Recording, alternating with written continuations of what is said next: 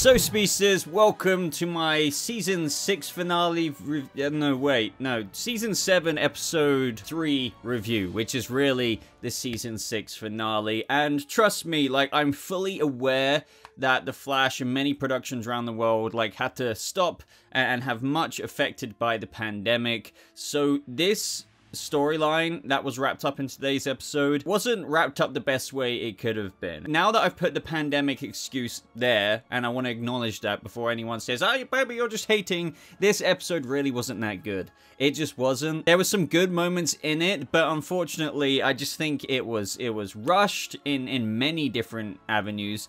It had excuses for several different plot points that could have been undone if you just looked past what was presented to you at face value. For example, oh, let's turn off the lights at Star Labs, when really there's still a bunch of light there and many reflective surfaces. I could go on forever about stuff like that. There was lots of stuff, lots of contrived things to make this plot wrap up. Now, you may or may not like to hear that, because some people just don't, and they think like you're wrong because you're critiquing something, but I can't lie.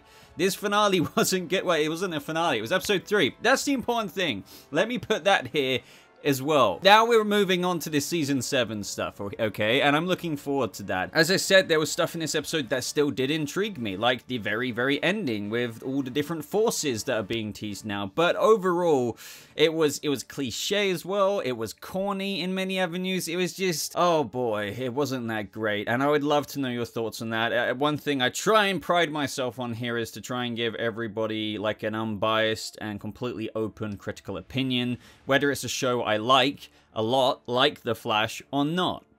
I just try my best to call it how I see it. So either way, this episode picks off right where we finished the last episode, where Barry is like, help her. They scanned Iris. Barry, lo and behold, doesn't have his speed again, but doesn't want to reuse the artificial speed force. It's kind of a tease for later on in the episode, because nothing artificial is happening here. Technically, somehow, the speed force is still alive, and it's still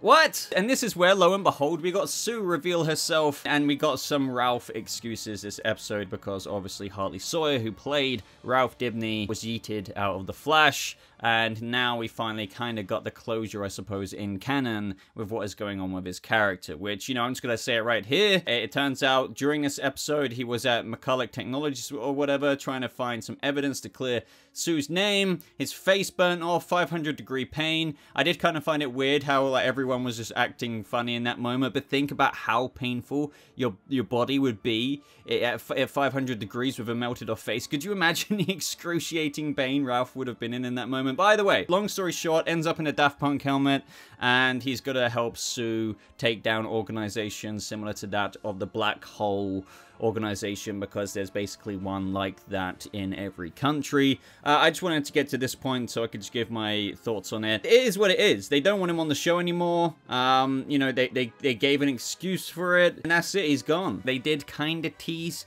a possible return one day, where he says, you know, I'll show back up when you least expect it. I'm paraphrasing there, but it was something like that. Now, this is where Flash realized that it's every reflective surface. So if it is literally any reflective surface, Cisco starts shutting off the lights in Star Labs, but it's one of those awkward TV moments where there's still like emergency lights or something. So there's still light rays that cause, you know, reflections are still happening. Even the tablet on Cisco's screen would be reflective, to where the little baby mirror hands could yeet him into that, or just anywhere for that matter. So like, look, you may say I'm getting nitpicky, but honestly, when you're introducing things like that and then you have a billion mirror reflective surfaces just everywhere, it's just, you know, it's hard for me to buy. It really is. And I felt like that was this episode at almost every corner. And I'm all for like the love aspect or message of The Flash. I'm all about the Barry run moments, you know, that some people may view corny or whatever in certain angles, but this episode took a deep dive into the corny bag, where it was really leaning on the love message to the point of where they could try and fit it in whenever they could. Every facet or corner, they were trying to do something like that, and I don't mean to take the piss with this too much. I just felt like it really did. It was too on the nose. That's the bottom line for me. It was just too on the nose at every turn. And when I say cliche at the beginning of this review, Ava, who had become this very overpowered villain, if you will, just even with her lines, and you may be like, well, Boba, what do you want in a villain? Or something like, well, not this. Where she's just like, the last 6 years, I have watched people like Joseph destroy the gift around you. The glorious world around you is filled with wonder. You and everyone else on this planet has failed. So now I'm filling it with my children. And we will treat it and everyone in it with respect. It was very villainous tropey. When you come to the point of like an end of a season arc, and yes, this is season 7, but we have to remember this is the end of an arc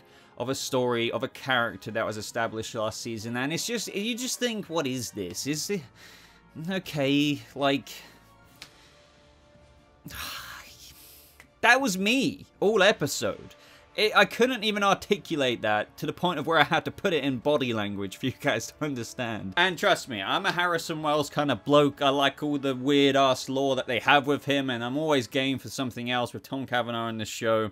But of course, to contrive and have convenience for plot, we just have a Harrison Wells beep out of nowhere for the perfect plot moment to help elevate and solve the Speed Force problem. It was there at the right time, let's just put it that way. Now you may be like, but what's wrong with that, Boba? Technically this fits in with the story. It's just, the issue here is when you have characters like this brought in for one episode, not saying that he won't come back, by the way, it's just, to solve your story arc, you wait until that final finale moment to bring in said person who is very helpful to said plot in said episode, and then goodbye by the end of... Do you see what I mean? That's an issue with things like this. No matter how there were a few moments that I found cool with this character, which I'll talk about, yeah, I'm just saying it's another thing that kind of led to this episode being a bit disappointing. I would go as far as calling Harrison Wells just appearing as randomly as what he did, divine intervention. Either way, the explanation we got, ladies and gentlemen, was that when Nash Wells gave his life to the artificial Speed Force, he transferred all of the multiversal particles of all of the other Wells into that fusion sphere,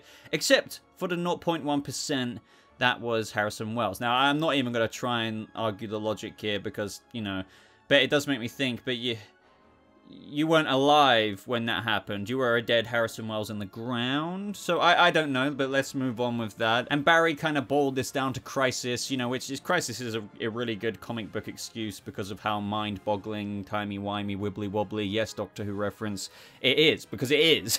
That's how I think of Crisis. Boiling down all of these little bullet points I have here, one thing I have in bold is just, this feels very convenient. It was. This is a Harrison Wells, as for what we saw later on demonstrated in the episode. He can just teleport throughout time like that. He has memories imprinted from other worlds. What can't this guy do? It was great seeing and just having the opportunity for that character to be on screen. Like, because this is, for all intents and purposes, that original character that died in Season 1, or technically before Season 1 when Eobard, you know, drained his face. This is where the episode kind of takes another dive into stuff that I don't feel like is, you know, robustly strong plot stuff, where Barry says, oh well, but the enemy we're facing is all-powerful, plus my speed is gone, and Wells is just like, aren't you the paragon of love? Because that line solves everything, and it made Barry realize that anyone can save the world with their speed, but it takes a real hero, a once-in-a-lifetime hero, to do it with his heart.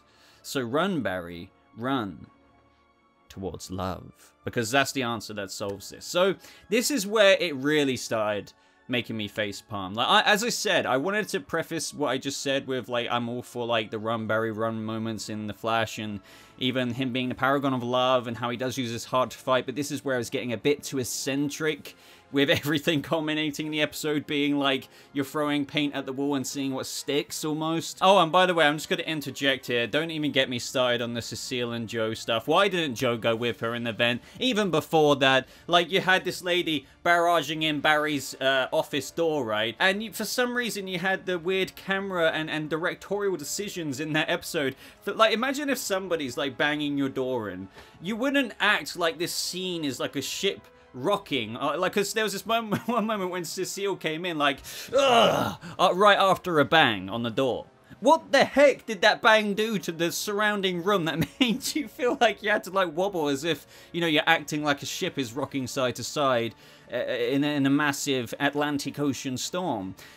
I know that is kind of irrelevant, but I just felt like I had to put that in here, because when I saw that in the episode, I was like, for crying out loud. But anyway, back on point. So here we had the reveal that Iris is the key to getting Barry's Speed Force back, because the Speed Force, as Barry says, we all thought it was dead. Right? Yes, we did. But it turns out that he just felt a spark with Iris just now, and now everyone's just like, Barry, your speed is gone, but he says the Speed Force is an elemental part of the universe, so theoretically it could never have disappeared, which is something I like. That's kind of a cool line. If it's an elemental part of the universe, yes, you could have thought it was gone because your speed was running out, but like, if it's an elemental part, then it could technically never be gone in the first place, because it's one of the winding and fabric-y kind of things that makes everything, right? So I kind of like that. But they really want to bring back We Are the Flash, don't they? Because they end this bit with, and you think it's still in Iris? So the very man who was struck by lightning doesn't have any residual Speed Force energy, but Iris West somehow is a constant flow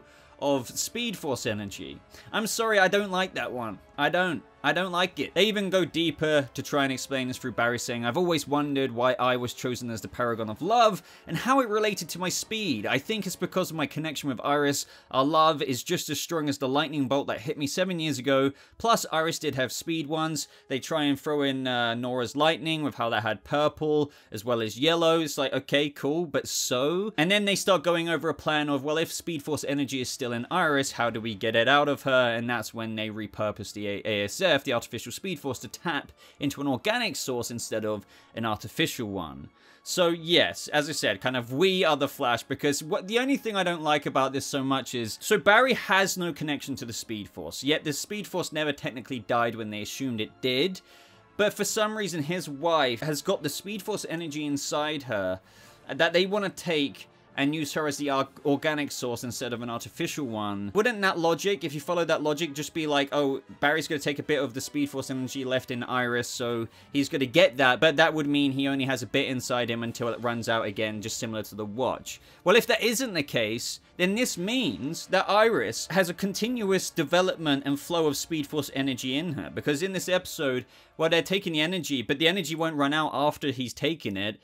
So that means Iris just continually generates Speed Force. That's weird to me. Why isn't she a speedster then? Why? What is this? Either way, I don't like to think I'm bridging the edge of being pedantic. It's just if Iris has Speed Force energy still inside her, quote from the show, and Barry never did after he lost his speed, it's just, it's confusing as to why, like how or why. It's just plot. Either way though, Iris appears at the right time, touches the fusion core with a little Speed Force spark saying, we need you, and then eventually Barry starts running. She then changes that to I need you. I like to view that as the Speed Force is saying, we need you. I still don't understand why the Speed Force is anchored in Iris in this moment, and the Scarlet Speedster himself has no connection to it.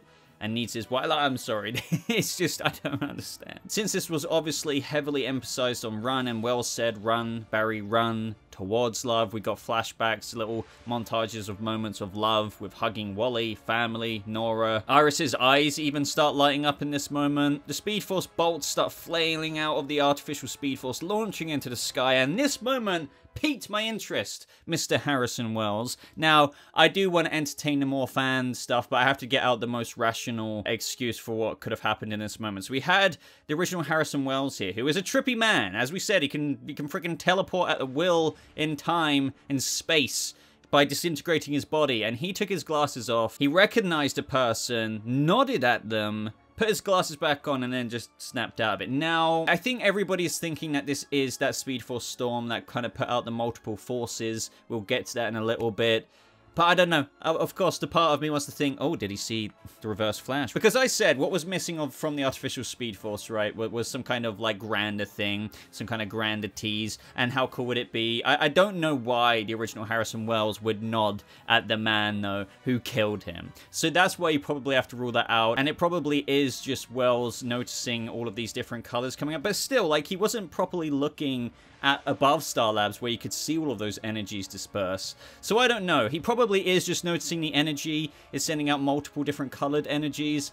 But why would he nod at an energy? So to me, that does hint that he saw someone, recognized them, and nodded at them. Why would you see a load of energy and just be like, Do you know what I mean? Like, you just wouldn't. It's energy. So that moment intrigued me. It really did, because as much as it does sound rational that Harrison Wells was noticing the extra forces going out, what completely undoes that for me is how it seemed like a human kind of acknowledgement to somebody you might recognize. So I would love to know what you think really happened in that moment, because they made it very crystal clear that something fishy was happening. Either way, Barry returns, unified with Speed Force energy, and Iris said, "I knew you'd find your way back to me." Yet again, like, this moment couldn't have been any more cliche. Cliche isn't always a bad thing, but when the whole episode is very contrived and this and that for plot, and then you have cliche moments thrown into the mix, it really does just kind of make it feel like one big kind of fluff thing. But either way, she replicated out into multiple Avas. We knew this was coming, or at least if you've been paying attention to filming.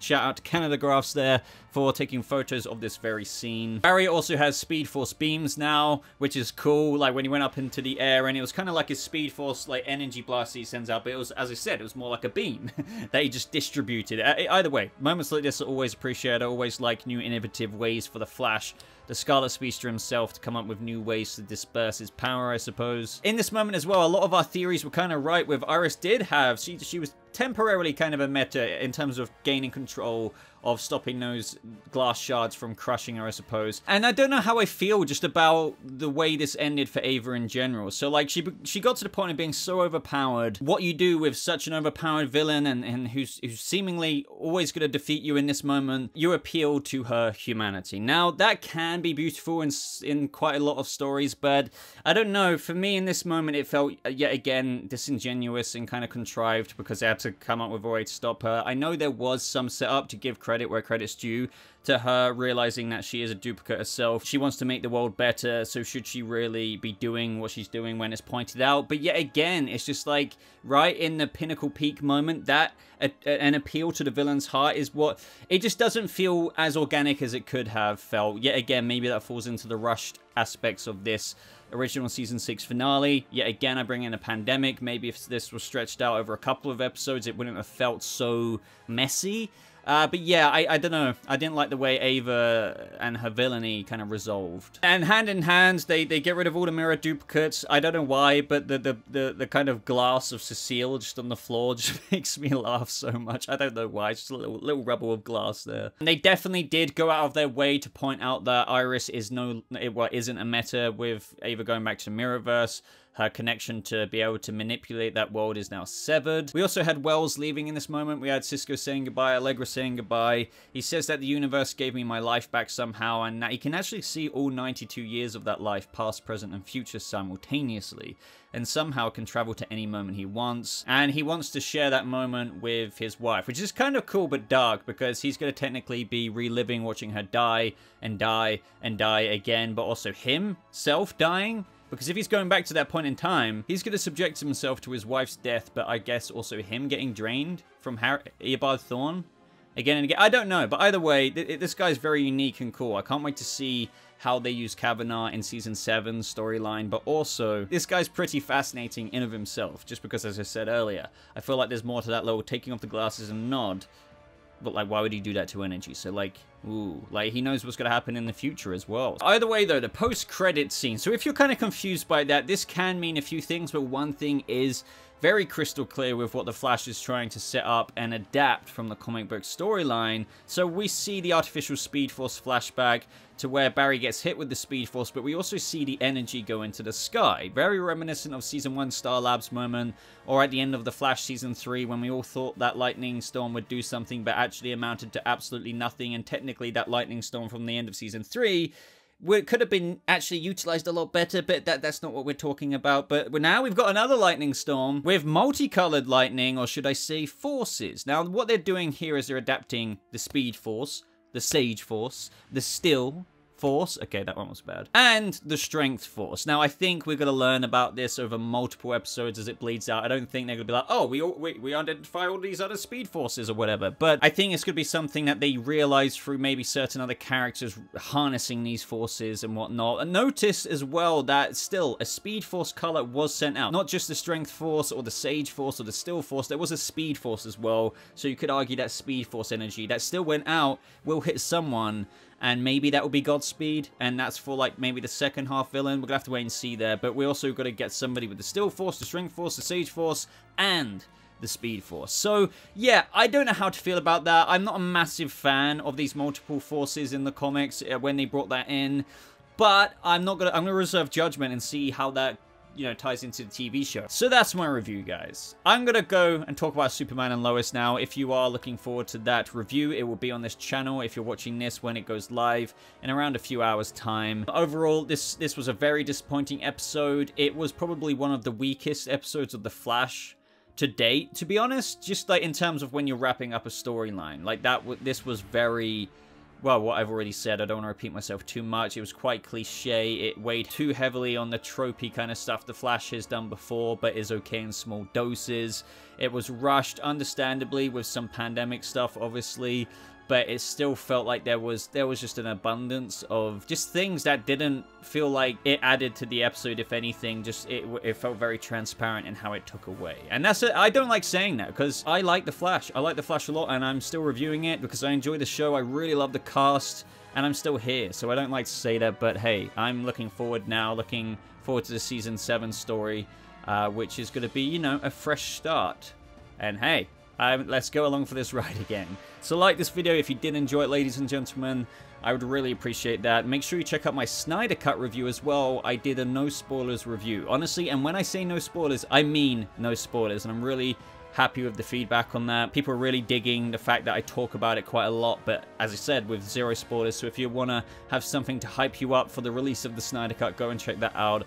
But other than that, thank you so much for watching. I hope you all have a lovely rest of your day. And I'll see you people of the Speed Force in the next video. Goodbye.